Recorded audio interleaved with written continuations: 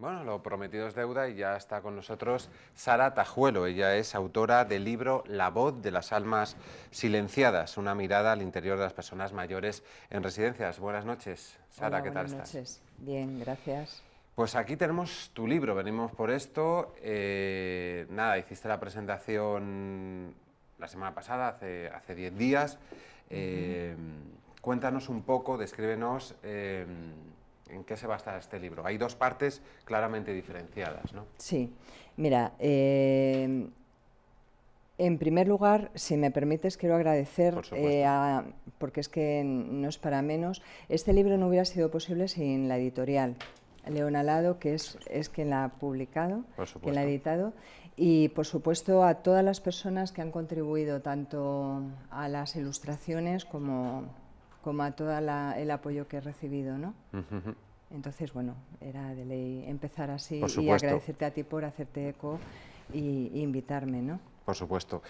Decíamos que son dos partes claramente Diferenciadas. diferenciadas, una de relatos, ¿no? Ujú. No sé si son relatos que tú has ido incorporando a lo largo de los años, porque parece que el problema de las residencias nos enteramos hace 2 años, pero existía, ¿no? Sí, Existía una deficiencia de personal, de cuidados y de humanización. Has recogido esos relatos, ¿no? Son 10 sí, interesantes exactamente. relatos de Sí. personas de carne y hueso, ¿no? Sí, sí, exactamente, sí, son relatos reales de experiencias mías directas con estas personas y luego me han suministrado información también los propios familiares. Y bueno, pues ahí se ha ido gestando. Yo tenía ya experiencia anteriormente junto con otras personas, ¿no? En la residencia bueno, y a través de conversaciones también que hemos mantenido con otros familiares de otras residencias, pues evidentemente el libro no está... O sea, son 10 mayores concretamente de la residencia primera que estuvo mi madre, pero por experiencia directa además con los familiares y con trabajadoras que hemos ido conversando a lo largo del tiempo, hemos visto pues, que evidentemente esto es un mal endémico que no se sitúa en una residencia, salvo excepciones, tiende a ocurrir en Danos un poco de distintas. detalles. ¿Qué podemos encontrar? ¿Qué problemas podemos encontrar en estas charlas que mantenías, en estos relatos que son muy sentimentales, pero que denotan problemas importantes, ¿no?, en los geriátricos? Claro, los relatos denuncian y visibilizan carencias. Entonces, las denuncias pues oscilan desde la soledad, desde, por ejemplo, los problemas de movilidad, de personal, sobre todo esto que te voy a enumerar así de corrida, son problemas que se derivan de una raíz que es la Sí, falta de la personal falta de personal. o la escasez. Una falta de personal como denominador común que tiene un origen que es la privatización, ¿no?, de la institucionalización de las personas mayores, ¿no?, en residencias. Claro, exactamente. A ver, además ahora nos encontramos con un problema de unos años a esta parte y es que los residentes que ocupan en las plazas, por regla general, te diría un 70%, y quizá me quedé corta en el caso de muchas residencias, estamos hablando de mayores con deterioro cognitivo severo que... Que necesitan Claro, cuidados 24 horas. exactamente, y por otro lado no pueden defenderse frente digamos, Claro. a ciertas cuestiones que vienen aconteciendo, como te he dicho, salvo excepciones en la mayoría de las residencias, y entonces creo que el libro, en este sentido, el título hace honor a ellos en cuestión de las almas Las almas silenciadas. silenciadas son ellas, las que Exactamente, no se pueden, por su situación cognitiva, no pueden eso es, denunciar, ¿no? Hemos visto en la exactamente, prensa pues maltratos y tal, no podemos decir que es una situación generalizada, porque los trabajadores, pues en la mayoría de los casos hacen lo que pueden, las pocas horas que tienen y los salarios tan bajos, que también hay que decirlo, que les pagan, ¿no? Hay una segunda parte de este libro, que es una parte más de denuncia actual y de proposiciones, ¿no?, de cambio a mejor, entiendo. eso es.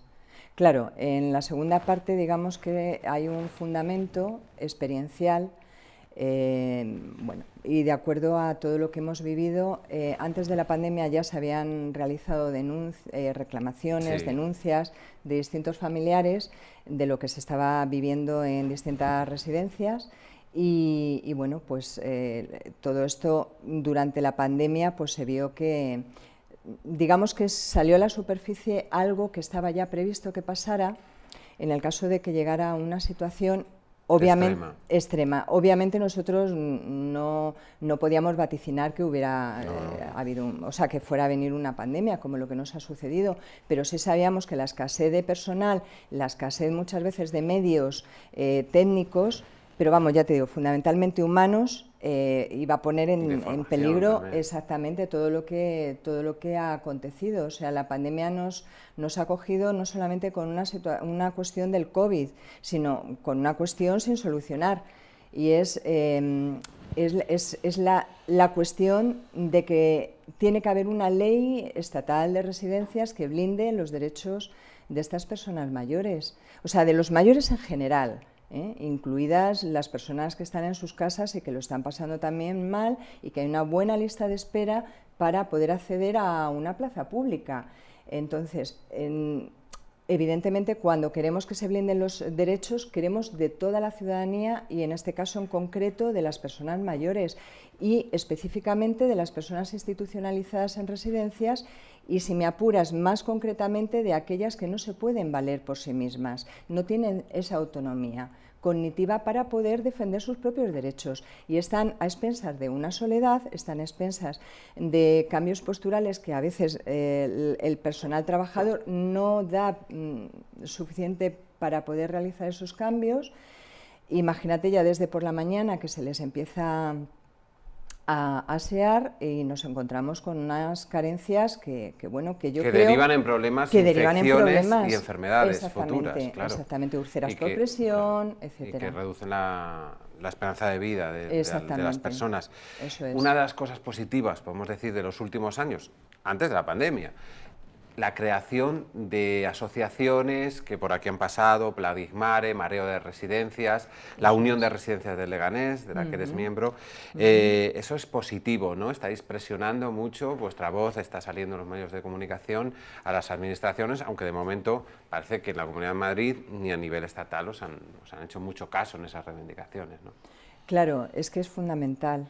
O sea, en una residencia tiene que haber una agrupación de familiares. Date cuenta que nosotros llevamos años, no digo la agrupación de familiares Unión Residencial Leganés, digo el resto de las plataformas, es algo que llevamos reivindicando, que es un órgano de participación activa de los familiares en la vida de una residencia.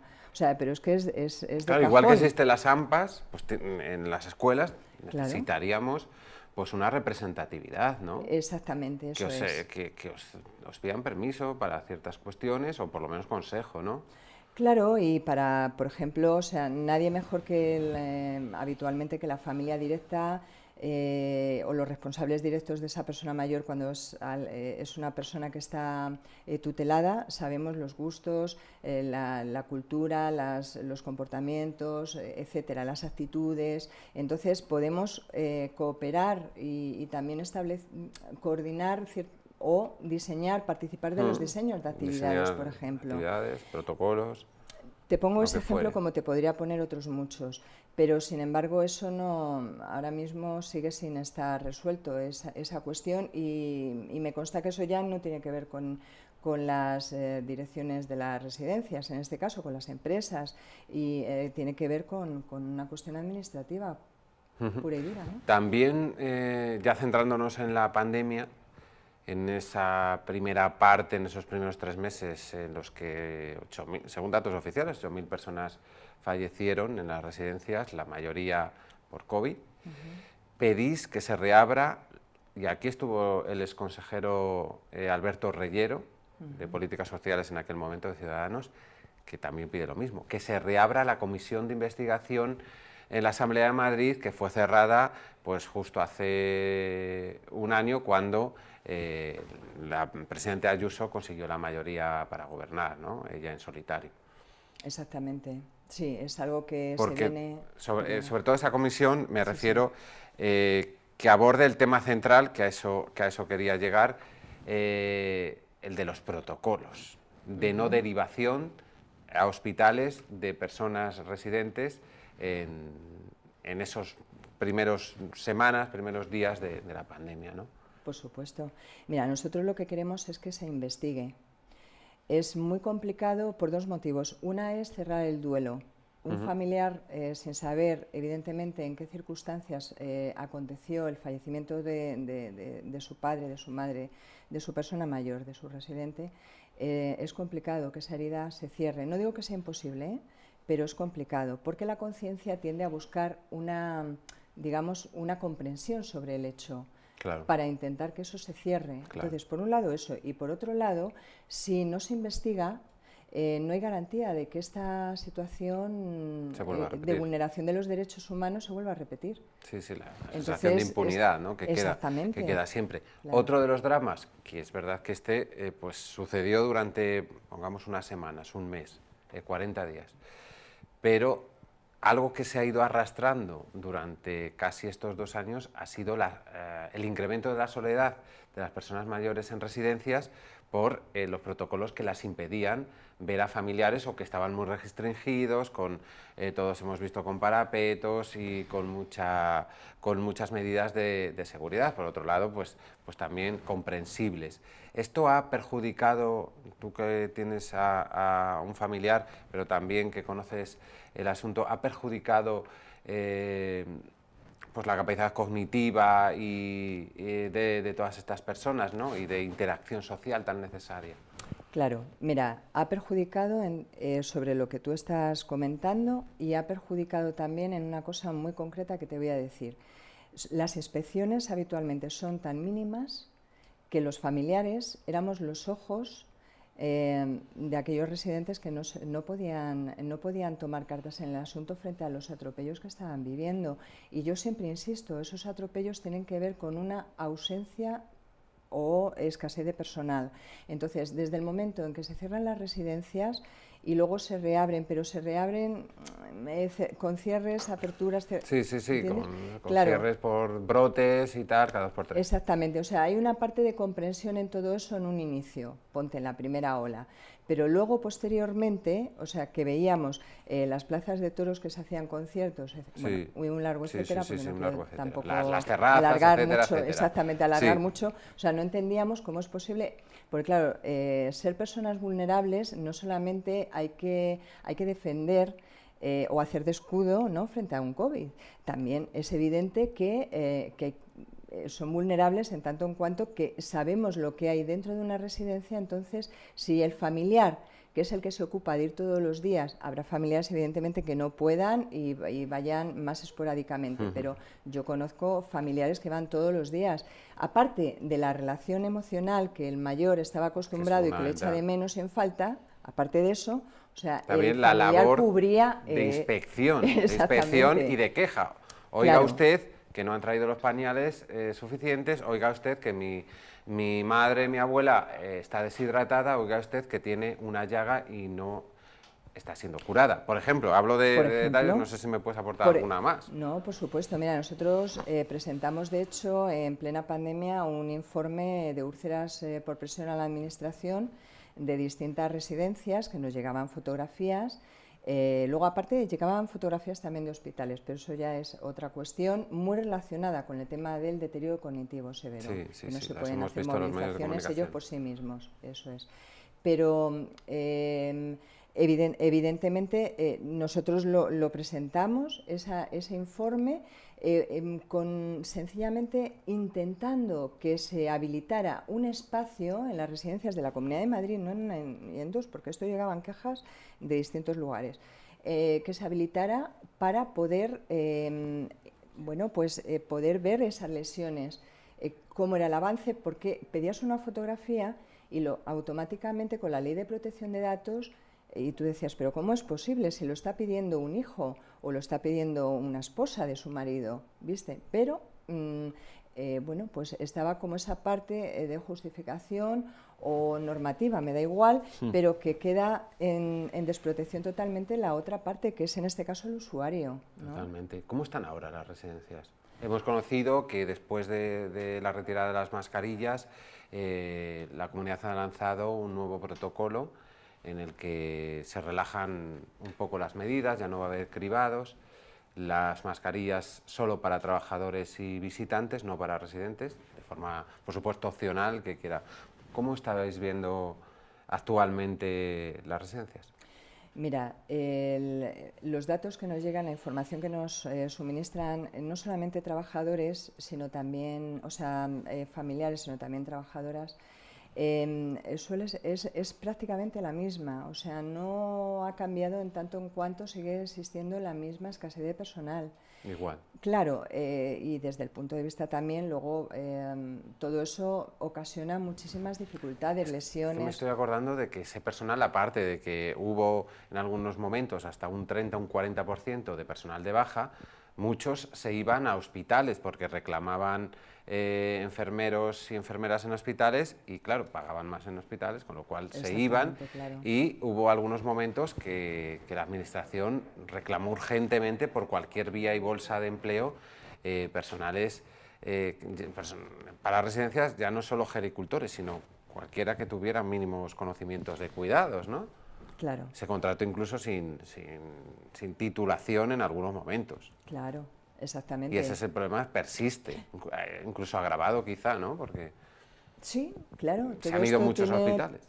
Claro, es que todo esto está en relación también con lo que venimos sufriendo durante tantos años. Es verdad que la comunidad, en la sanidad en los pública, últimos ¿no? meses la comunidad nos ha informado, bueno, y lo hemos visto reflejado, que han firmado una serie de acuerdos por el que se subían los ratios y vendían. Hemos subido los ratios y hemos subido la aportación de dinero que se paga, ¿no?, por residente, pues en aquellas que están externalizadas, ¿no? ¿Esto habéis visto algún cambio en este sentido? Entra en vigor a partir de julio. Entra en vigor todavía a partir de julio. Vale, vale. Pues julio. os preguntaremos entonces.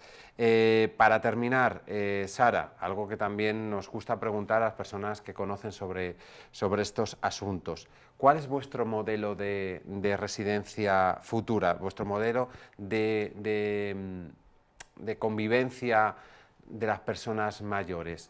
¿Tiene que ser institucionalizado, como el que estamos hablando en todo momento, o la sociedad y la administración tiene que abrirse a otros modelos más nórdicos, más de pequeñas convivencias en pisos, de cohousing que se llamaba? Mira, nos queda muy poco tiempo para poderte comentar, ¿no?, lo que viene en el epílogo, pero yo te lo sintetizaría de un modo, y es que el modelo que sea tiene que tener en cuenta en su diseño a las trabajadoras, a los familiares, porque somos el estudio de campo, por así decirlo. O sea, una cosa es elaborar un modelo desde los despachos, totalmente ajeno de una realidad que, te digo, o sea, es sorprendente esto que te comento, pero yo me he encontrado médicos especialistas, médicos de primaria que yo he conversado y hay un desconocimiento en cierta forma, no digo todos, ni tampoco quiero generalizar, pero me sorprende. Entonces yo creo que hay que abrir las residencias en ese sentido y que se conozca lo que está sucediendo y entre todos poder mejorarlo, pero es inviable que pueda existir un modelo que no sea una reiteración, una repetición de los que ya venimos conociendo, que desde luego están fracasados totalmente. Es inviable si el personal gerocultor, las TCAES, médicos geriatras, incluso comité de ética asistencial no participan. Y desde luego, por supuesto, si estamos hablando de un blindaje de los derechos humanos de las personas mayores, en concreto en residencias, es obvio que se tienen que construir residencias públicas de gestión directa. Lo que no puede ser es que esté pasando, que se está derivando y el interés principal no está siendo el mayor, en este caso, no la persona. En la Comunidad de Madrid, claro, está el dinero por encima de las personas. En la ¿no? Comunidad de Madrid estamos hablando del 70% pues mira, de los residentes. Hay 25 residencias de gestión pública directa. Sí, sí, sí. Y luego hay otras 400 y pico Claro, están repartidas diferentes modelos, externalización, exactamente, etcétera, ¿no? Eso es. Por último, ¿crees, Sara, que también existe, aparte de estos problemas de administración, de la falta de empatía, de la falta de comunicación con los familiares para tomar decisiones, también un problema social en la sociedad actual, que se idolatra la juventud y pues se estigmatiza a la vejez como algo no productivo y se le aparta? ¿Crees que también la base de estos problemas es social? Es social, indudablemente, o sea, porque este problema también nos lo estamos encontrando de un tiempo a esta parte en los hospitales. También es cierto que la sanidad pública ha ido en deterioro, pero sí bien es cierto que hay una falta como de considerar la esencia humana que hay detrás de ese cuerpo y mente deteriorada. Para mí, desde luego, la experiencia vital de este libro. Claro, o sea, la experiencia de muchísimas personas que han vivido muchísimos años y seguramente han pasado por cuestiones y han salido adelante que nosotros no conocemos, claro. Claro, entonces, desde luego que, a ver, habrá de todo, ¿no? Pero evidentemente sí que hay una amplia mayoría que le volteamos la cara a la finitud y a la muerte, o sea, la vejez en este caso, la muerte y lo desconocido de lo que podrá venir después. Entonces yo creo que sí que es importante que haya un cuestionamiento de fondo y que no se huya de eso. O sea, en una residencia a veces sucede, no te digo en todas, pero sí por lo que conversamos con personas que están bien, cognitivamente, desaparecen sus compañeros de mesa y no saben por qué ha sido. Se enteran al paso del tiempo. Ni les informa. En muchas ocasiones no se informa, y si se informa es como que falta como ahí les infantilizan, no les sí, cuentan. Sí, es como no te digo un ocultamiento, pero sí que sería interesante como hacer un tratamiento de la cuestión en sí, o sea, de que puede haber una formación también, suponte en duelo, en asistencia, dentro y fuera de personas de las moribundas, esa sensibilización, claro, dentro y fuera de la residencia. Exactamente, claro. Pues muchas gracias, Sara Tajuela, autora de este libro, La voz de las almas silenciadas. ¿Dónde lo podemos encontrar? Bueno, podéis encontrarlo pues en Leganés, en muchas librerías, y luego en Traficantes de Sueños también. La librería de Sí, que por cierto, quiero comentar, porque me parece que es un dato importante, y haceros extensivo también la invitación, de que el 18 de mayo a las 11 de la mañana en Traficantes de Sueños Duque de Alba se presenta la plataforma Verdad y Justicia por parte de los compañeros de la plataforma de Marea Residencias.